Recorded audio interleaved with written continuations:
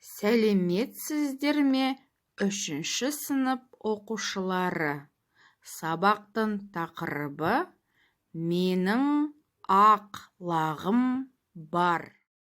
Сабақтың мақсаты: берілген тақырыпқа қатысты сөздерді табу және сөйлеу барысында қолдану.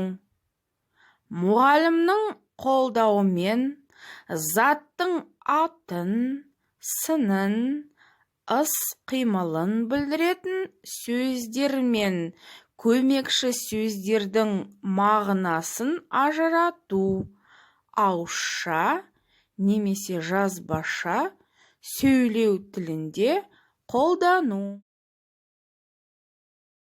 Оқушылар алдымен бүгінгі сабақтың жаңа сөздермен танысып алайық. Секіреді, прыгает, еркелейді, ласкает. Менімен бірге тағы бір рет қайталайық. Секіреді, еркелейді. Енді балалар, осы сөздермен сөйлем құрастырайық.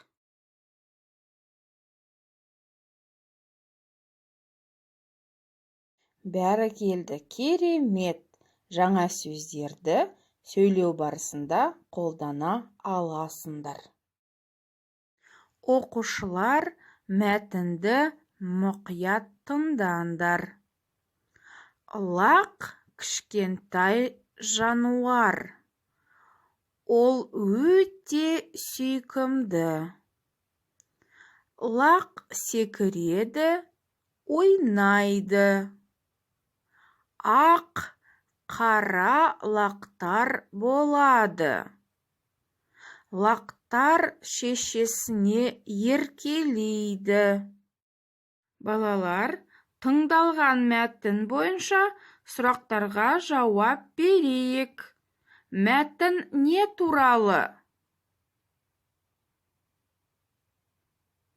Мәтін лақ туралы. Лақ қандай? Лақ өте сүйкімді. Лақ не істейді? Лақ секіреді, ойнайды. Лақ кімге еркелейді? Лақ шешесіне еркелейді. Тамаша, жарайсыңдар. Келесі кезекте жазылым тапсырмасын орындайық. Оқулықтың 18-ші беттегі 2-ші тапсырмасы. Мәтін мазмұны бойынша кестені толтырыңдар.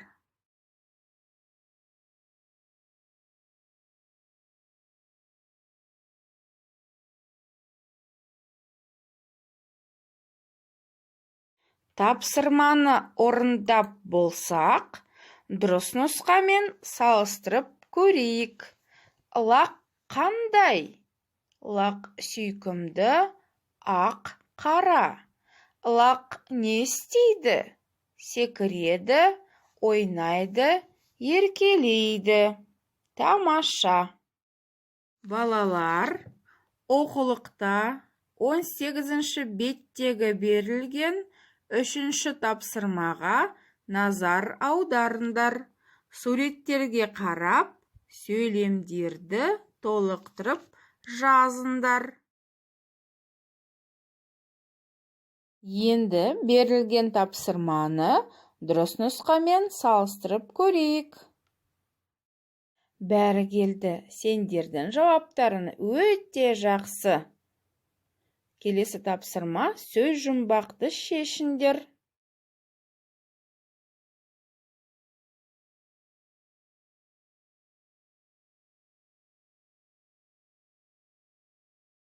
Балалар, сөз жұмбақтың жауаптарын салыстырайық. Лақ деген сөз шықты. Жарайсыңдар балалар. барлық тапсырмаларды дұрыс орындадыңдар деген сенімдемін. Сабақ аяқталды. Сау болыңдар.